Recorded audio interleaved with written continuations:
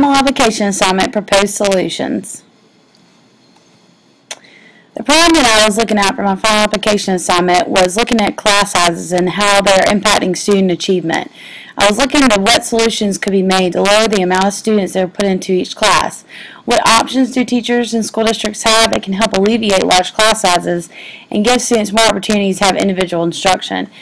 Many school districts right now are suffering from budget cuts and looking at population increases, and so I was trying to come up with some ways that would be inexpensive that teachers could implement in the classroom to help them be able to meet with students more individually and have more one-on-one instruction with the students. Over the last 3 years at my elementary school, we've seen an increase in class sizes. We have 1 year where it decreased, as you'll see in my next slide with our data, where we split with another school, and then our numbers are right back up to where they were before. After analyzing the data from with the school leadership team, I went to the NWEA website to find out more information on how our MAP scores were affected by the amount of students in the classroom. The MAP test starts in 2nd grade, and it's basically the measures of academic progress. So we test the students at the beginning of the school year in a 2-week window, and then we test them again at the end of the school year to see what kind of growth that they have shown in the skills that are related to our grade level. I also wanted to use technology to look into possible solutions that would help teachers create classroom environments that utilize a lot of small group instruction. If you look at my data collection that I found using the NWEA website, I took the average 2nd grade class size, as you'll see, starting in 2009-2010 school year, which was 25, which was the highest class size that we have seen. And the percentage of students who met their math target goal was 68%, and the reading was 71%. If you look at the following year, where our numbers decreased dramatically when we opened a new school in our district, you can see where the average class size was only 16 students, and there was a large increase in the percentage of students who met their math target goal as well as their reading target goal. And then if you look again at 2011-2012, which was last school year, you see that the average class size was back up to almost the same level as 2009-2010 due to the growth in the area. And you see that the math target goal went up, percentage met went up slightly in math, and then almost stayed the same in the reading.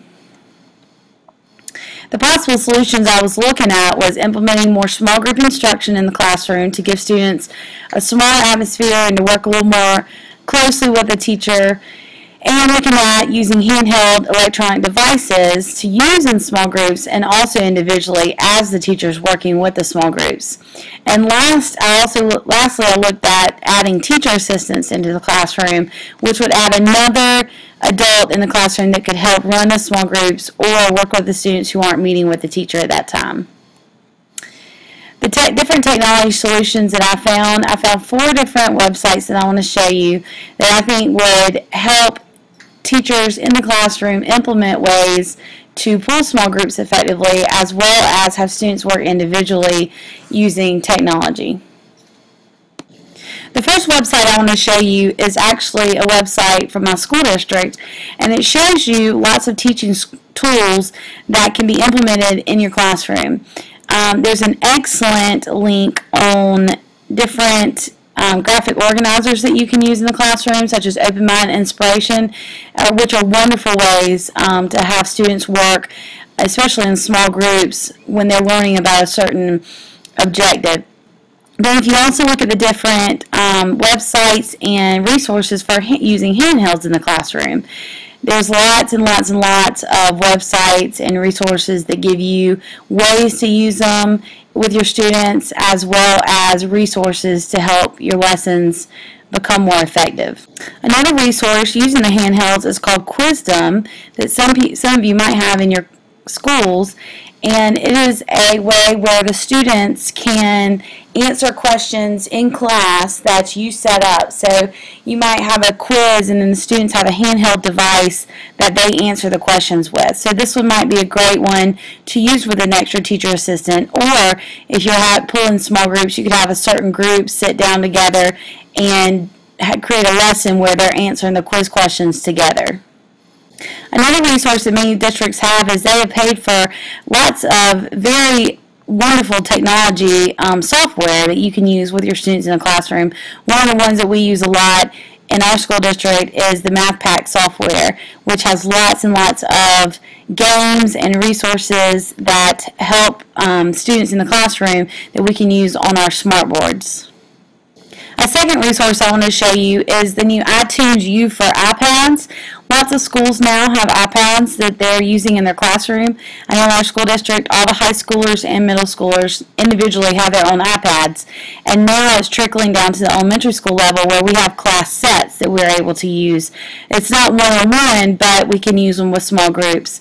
And with the iTunes U course, you can create courses that include your syllabus, handouts, quizzes, games, activities you want the students to do, etc.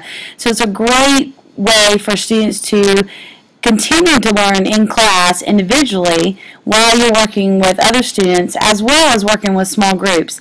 They can look up easy-to-use browser with the internet. They can look up things in the App Store. They can look up books in the iBookstore, things on YouTube, things anywhere that your school district allows them to look up. The third resource I have is mainly focused toward elementary school students, and it's a whole list of interactive websites for English language arts. So it goes through parts of speech, poetry, punctuation, grammar, compound words, sentences, etc.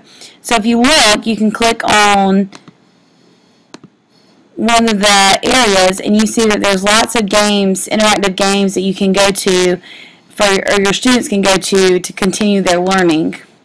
And you can click on any of them, and there's a whole list of websites that are already pulled for you and for your students. So it's very easy, especially for elementary school students who have limited knowledge of how to use the internet with ease.